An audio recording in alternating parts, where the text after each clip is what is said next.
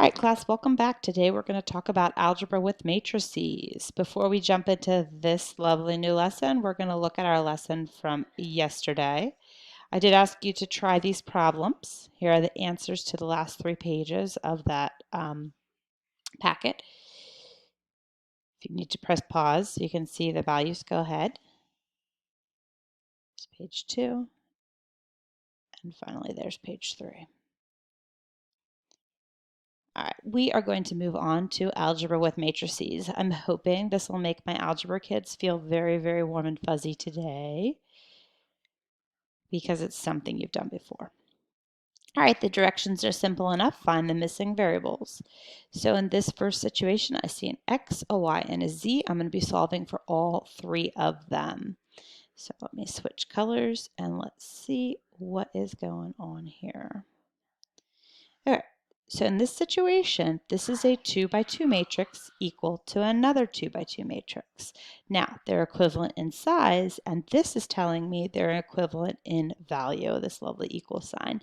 So where you see this 5 right here, you see there's a 5 in the top right-hand position of row 1, column 2, row 1, column 2. So with that being said, that means also that where x is located is where -4 is. So simple enough for this problem, x will equal -4. Easy peasy. Love it. Easy question. Now I'm going to switch up colors just so I don't kind of confuse everybody. Y is my next variable, only because it's alphabetical. Y is in row 2, column 1, and -2 is in that same position. So y simply is going to equal -2. And my last one I'm going to do is the z, which is right here. Give him a little squiggle. He is in row 2, column 1, as is the value 6. So z is simply equal to 6. That's it. Well, almost. That's an easy problem. Let's move on to a medium one here. This one is just 2 matrices equal to each other, but here I have algebra going. I have some more math going on, if you will. So if I look here, this reminds me of scalar multiplication, which is exactly what it is. So what I'm going to do first off is I'm going to distribute this 6 to every single one of these entries, and it's going to make me a brand new matrix. So my first entry here is going to be 6x. 6 times 1/2 is going to give me the entry of 3. 6 times -2 is going to give me -12. And 6 times 7 is going to be 42. So once I perform that scalar multiplication, I have a brand new matrix. Second one, I'm going to do the same thing. I'm going to multiply this 3 out to each one of these entries. Now don't get nervous about this fraction. I really like it because I'm multiplying by this 3 and then dividing by that 3. So for this entry, they cancel out, and the last man standing is the numerator, which is 4. 3 times z is simply 3z. 3 times y is 3y. And then 3 times -14, you might need a calculator, but I will go a little faster. That will be -42. And now together added, they equal this guy, which doesn't have any scalar multiplication happening. So I'm just going to leave him the way he is. 9 and 0. Okay, so just like here, the first question, positioning matters. So when you look here, 6x is in the same position as 4, is in the same position as -8. So if I could just get rid of everything else and just really focus on those 3 bubbles, I could make a nice equation that would say 6x plus 4 equals -8. And now this is just a nice algebraic problem. So if I want to solve for 6x, I'm going to minus 4 from both sides. And these are going to cancel out. And 6x will equal -8 and -4 give me -12, which I'm going to divide by 6 and divide by 6, and I get x is equal to -2.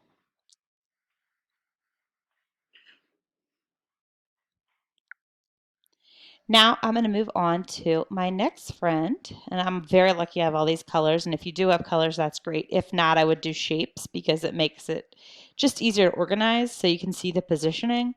So like the Y here is in row 2, column 1, bottom left if you want to go very basic. And -12 is in that same position here, and 9 is in that position there. So I'm going to take this -12. Plus is the math happening, so I'm going to add 3y and set it equal to 9. Now I have another nice algebra question. If you want to put your line down the equal sign, put a box around your variable, whatever brings you back to those good algebra days, but you all should know that you're going to add 12 to both sides. If I'm doing this right, they cancel out. 3y hops on down, and 9 and 12 is 21. Then I divide by 3, divide by 3. Hey, friend. These cancel out, and y is 7. Now, I'm almost done. I have one more variable of my man z, so let's go to hot pink. Sounds good. Again, I find the letter first because that just makes my life easier. Let me do a box now. I have 13z, 3 is in that same position, and 4 is in that same position. So my equation for a z will be 3 plus 3z, oops, don't touch the, equals 4. So I'm going to minus 3, and I end up with, boom, 3z equals 1, which you're like, ew. I know you're like, ew, because we're about to divide by 3. And my final answer is not going to be a beautiful whole number. It's going to be a fraction. So z is going to equal 1/3. Woohoo! So yeah, easy problem, medium problem, medium. Well, I guess that's the hardest we're really going to get. So I have a few more questions here. You might want to try this one before you actually have the answer down. Why don't you try 3 if you have it? Pause and do it while I start it. Here I have 5x in the same position as -45. So I'll set it up, 5x, and the symbol equal is between them, so I'm just going to use equal, -45. I like to make this little math sentence, which becomes my nice equation that I can just solve for. So I'm going to divide by 5 to solve it, and I get x equals -9. Look for more letters. I got 2 more letters. If I look here, I have y, and it's in the bottom right, just like 9 is. 1/3 y equals 9. So, how do you get rid of this? Well, I could divide by 1/3, which doesn't look beautiful.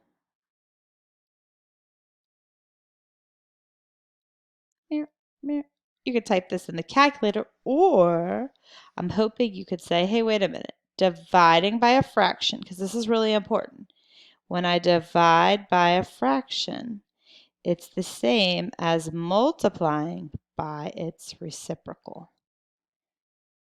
So I end up with 27 is what y equals. And let's try z. Z is right here. X. I keep touching that button. Stop touching that button. And it's where 2 is. So 2 is equal to 5z. And I divide by the number with the variable always. Ugh, it's not a whole number again, but like I said, that's okay. Fractions are numbers too. 2/5 is z. All right, hopefully you guys got the same answers as me. Let's walk through one more together, and then you could practice the other ones just to kind of make sure you guys are getting them right, and then I'll post the answers to those. So if I look here, again, I would distribute the value up front first. Another way to do this problem is to really kind of focus on the positioning in the beginning. X is in the top left, as is 4 and -4. In this situation, it's just going to be 2 times x minus 3 times 4. So there's 2 ways to write times. You can write it with a dot, or you can write it with a parenthesis. Whatever makes sense to you, you can write. But here it's 2 times x. I just put them next to each other because they're different things. One's a coefficient, one's a variable. And then 3 times 4 equals -4. Take a minute to make sure you understand what I just did. So my next line is going to be 2x minus 3 times 4 is 12 equals -4. So now I'm going to add 12, and I end up with 2x equals, if you owe 4 and you have 12, that's 8. Last step is to divide by 2, sorry about my handwriting. X is going to equal 4. I'll do the same thing for my other letter. I only have one more letter. It's Y. And Y is in the bottom right. Be careful when you make your sentence, though. When I did the problem above, I changed every entry with scalar multiplication, but for this problem, I've only looked at the location and what's happening to that. So here I have a 2, and there's a 2 up front. If you want to just say 4, you can. Otherwise, write 2 times 2. Again, you can use parentheses or this multiplication sign of a dot. That's fine. And then it's minus 3. Now I'm kicking myself for not using parentheses. Times -1. You'll notice I kind of wrote it a little smaller because I know what's going to happen. When you have a minus and a negative, they counteract each other. They basically cancel out, become positive, but that'll be the next line. I don't like to do too much in one line. And they're going to equal the guy in their same entry, positioning -5. So here I have 2 times 2, which is 4. And I have minus 3 times -1. The 2 negatives will cancel out to plus, and 3, times y. Ooh, Miss Frybush, what did you do? Look at me messing up.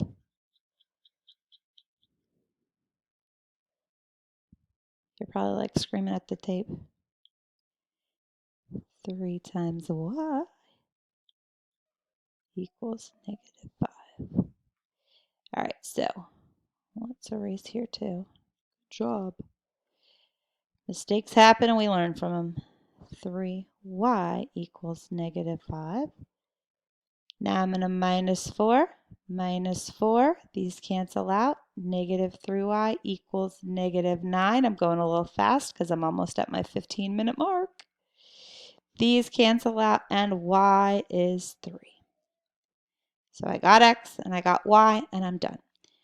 I would love you to try 5 and 6 and 7 and 8. These are the last questions that are on the assessment that are linked on our page. Please email me with any questions at any time. I'm checking my email every 10 minutes, I promise you. I hope you all are well, and I'll see you next video.